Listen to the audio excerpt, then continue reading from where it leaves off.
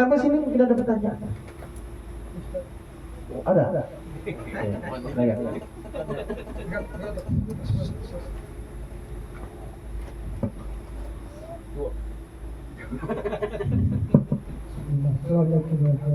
Waalaikumsalam warahmatullahi wabarakatuh.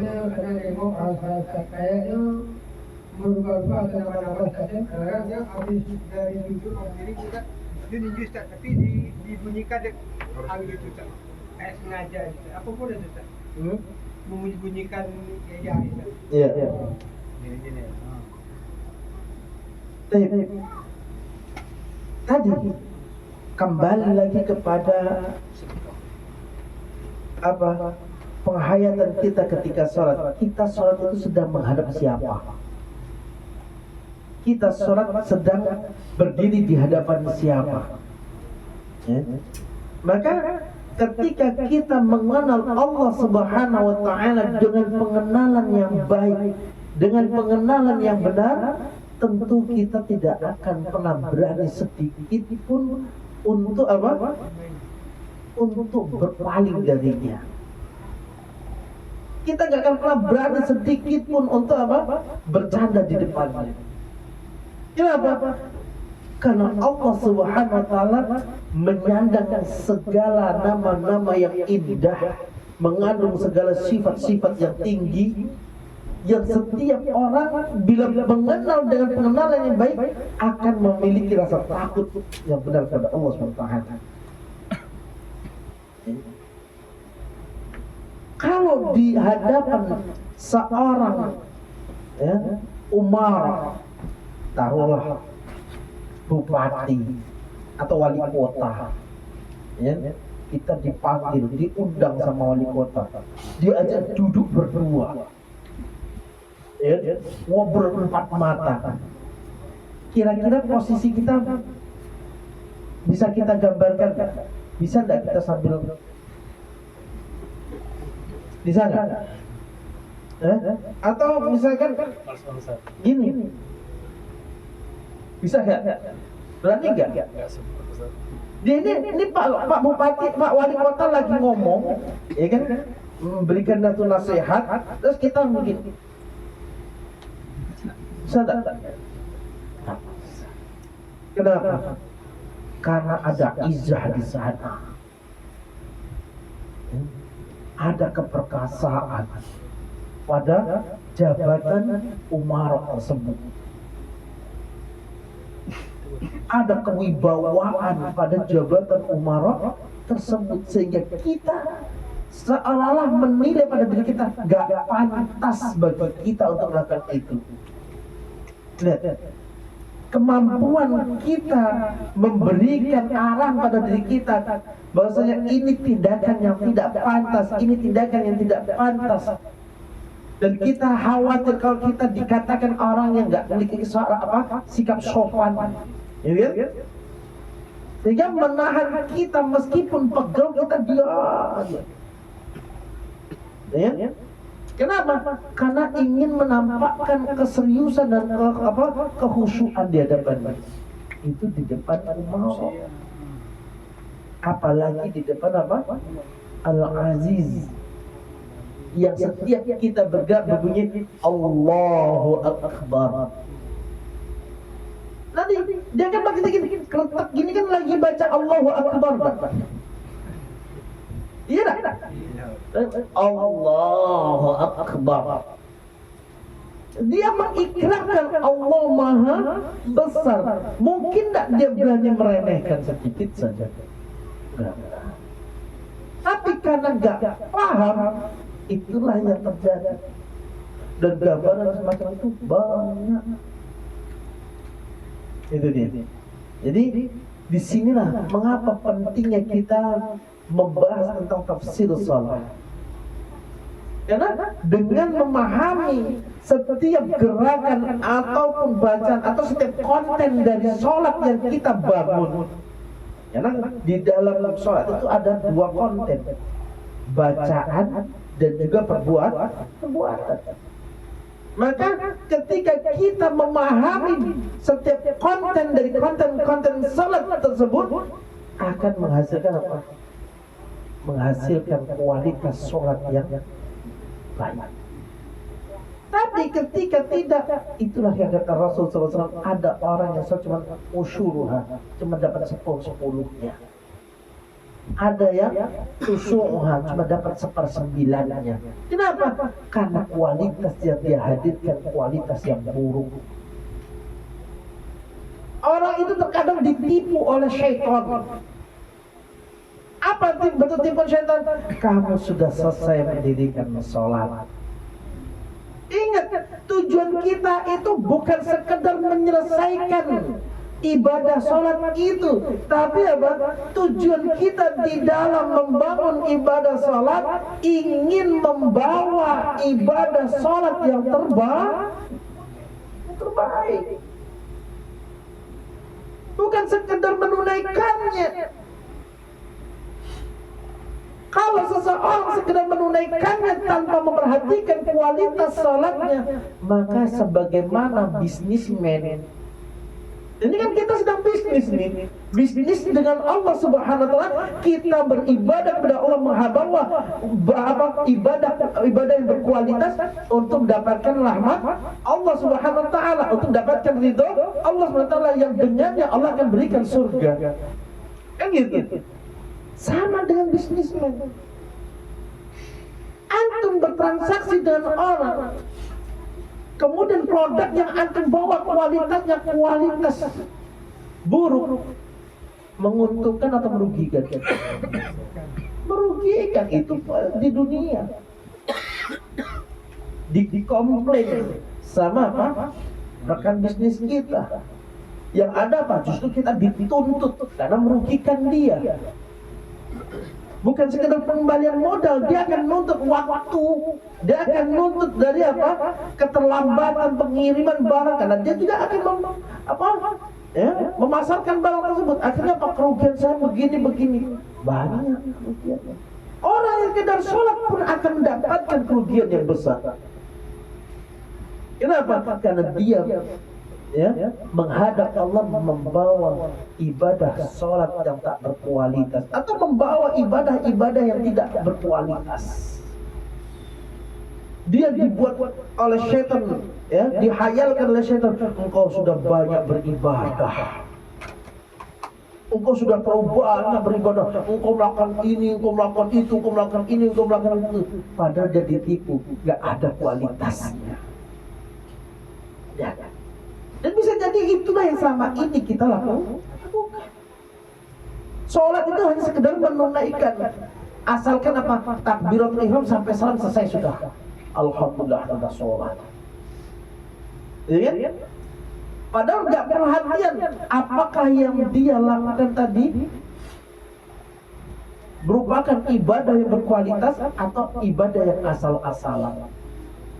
Kalau orang yang memikirkan kualitas, maka kalau sholat di masjid-masjid umum, kebanyakan masjid, saya nggak katakan semuanya, tapi kebanyakan masjid umum, yakin dia grudel dan gelisah. Jangankan istilahnya tuntas, khusyuk baik enggak. Mana ada orang sholat khusyuk pakai grudel? Ya kan? Sholat Rahmanirrahim, Allahu Akbar, Astaghfirullah, Rahmanirrahim. Ini sambil ngomong dia dengan dirinya sendiri. Macam mana nak khusyuk? Ya kan? Begitu ruku dengan ingin begitu tumakninah, ya kan, gerakannya sambil santai. Allah baru sub. Sami Allahu Alhamdulillah, la haula wala quwwata. Yakin khusyuk enggak akan pernah. Ya. Ada enggak di masjid sekitar antum begitu? Nah, kok antum tahan gitu loh? Herannya di situ aja. Kok betah gitu loh? Cari masjid yang lain, makanya segera jadikan sambil tadi. Amin. Bagi kayak gitu deh. Iya. Makanya di sini loh, ketika kita belajar tentang perkara-perkara tersebut tersaat baru sadar. Selama ini yang kita hadirkan apa? Banyak produk-produk sholat yang tidak berkualitas. Ya, wallahu ta'ala. Yang lain.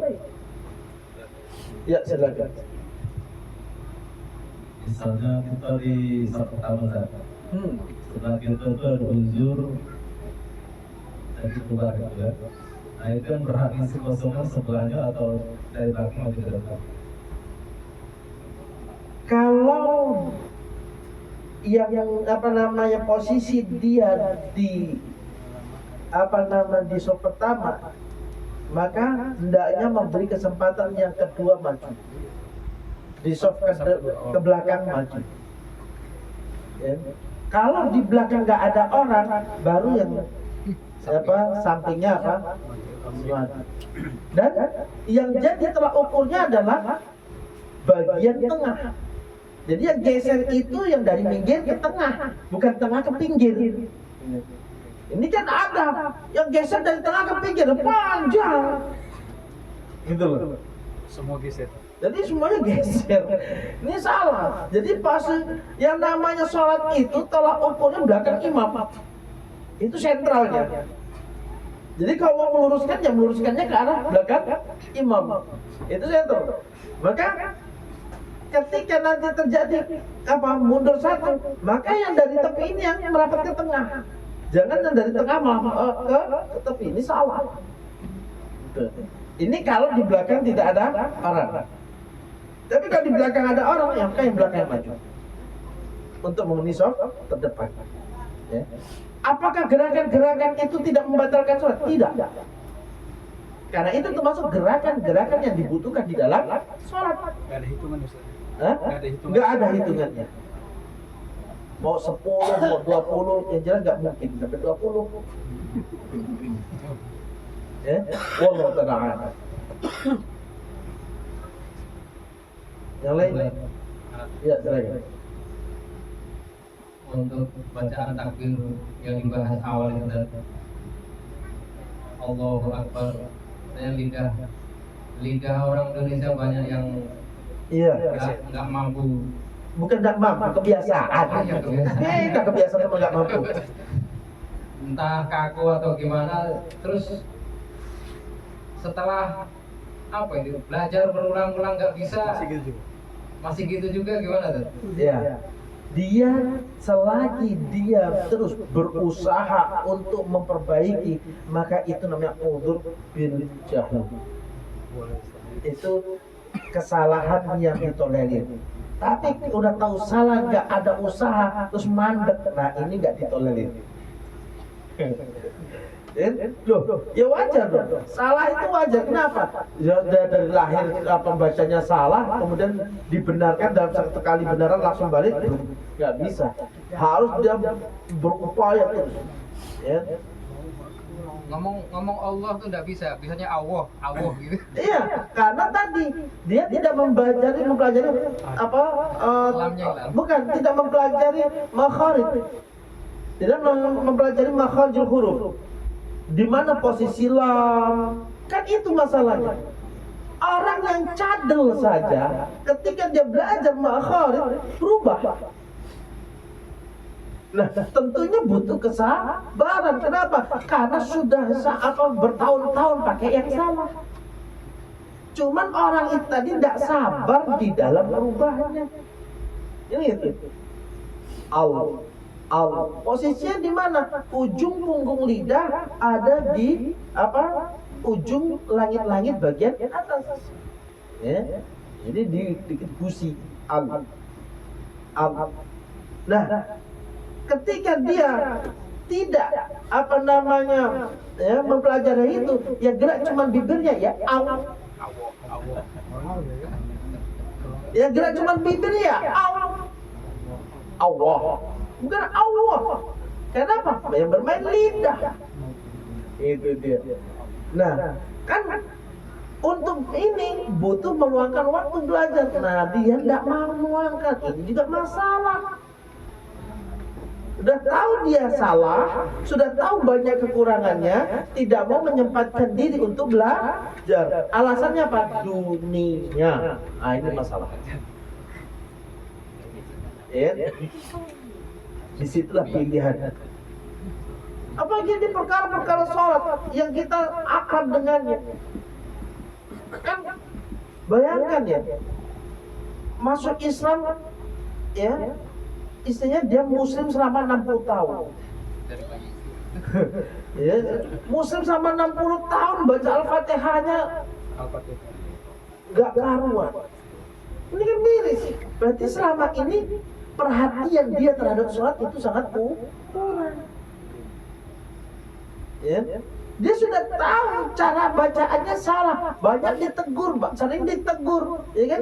Tapi aku tuh bisanya kayak gini, nggak bisa. Anda harus belajar. Kenapa Allah pilih Al-Quran itu berbahasa Arab? Karena huruf-hurufnya bisa dipelajari, ada sifat hurufnya. Nah ini dia. Cuma kan kebanyakan kaum muslimin tidak ngerti itu. Anda nggak penting untuk tahu ini makhrajnya bagaimana, tapi Anda harus tahu bagaimana cara melafadzkannya. Wallahu ta'ala. Nah, jadi ini bagi yang mohon maaf bacaannya kurang fasih, bacaan lahjah hurufnya kurang tepat, wajib belajar karena kita nggak mungkin bisa lepas dari bahasa Arab. Wajib belajar. Karena kita nggak akan bisa lepas dari bahasa Arab. Kenapa? Karena Islam ini diturunkan berbahasa Arab. Al-Quran kita bahasa Arab. Hadis-hadis Nabi Sallallahu Alaihi Wasallam juga berbahasa Arab. Bacaan sholat kita nggak pakai bahasa Indonesia, nggak bilingual. Nggak ada sholat dua bahasa. Hanya satu yang dipakai.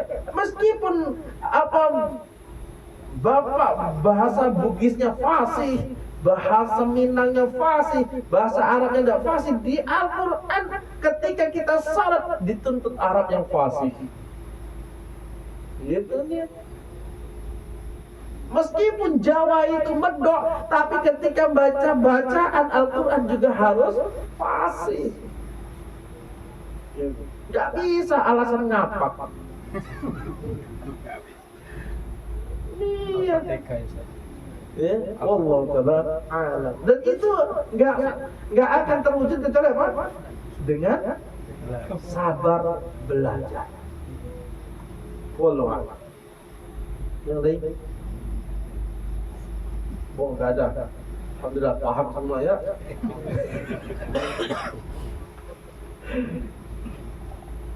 Ini makanya pentingnya belajar tafsir huruf. Alhamdulillah ada Ustaz Tahirun bisa belajar, ya kan? Syekh yang hadir ramai tak Syekh? Wah, ramai. 10 orang. Hah? 10 orang. Alhamdulillah 10 orang jadilah, ya kan? Nah itu penting. Ya. Wallahu ta'ala alam.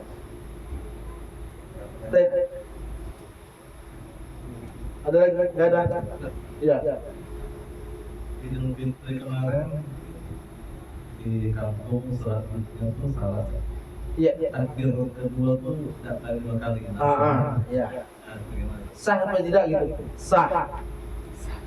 Karena takbir 5 kali itu hukumnya sunnah, bukan wajib. Meskipun antum sholat seperti biasa, tidak pakai 7 kali, tidak pakai 5 kali, sah sholatnya. Jangan langsung jadikan dihajar imamnya.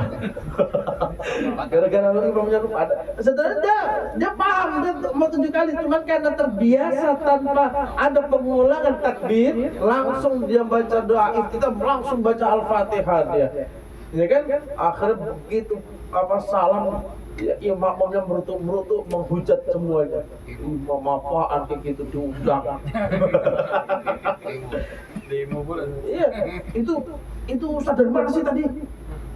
Dari dari Jambi Pardes. Astagfirullah, jauh-jauh ngundang memang nggak bisa sholat kayak gitu. Cuma dapat dia. Iya, banyak itu terjadi. Karena sama waktu itu saya jadi makmumnya gitu.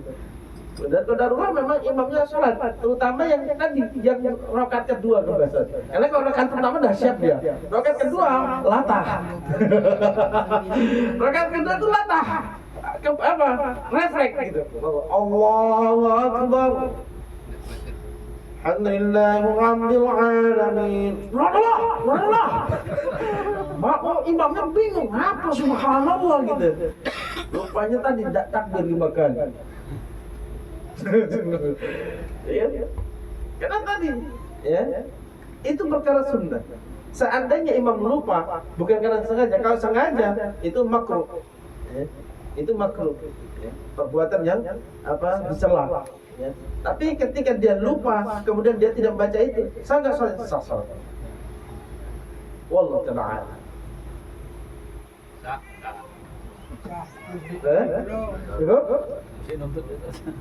Oke, nanti dingin ya. Barakallahu subhanakallah wa bihamdik, asyhadu an la ilaha illa anta astaghfiruka wa atubu ilaik. Sallallahu alaihi wasallam. Assalamualaikum warahmatullahi wabarakatuh. Waalaikumsalam.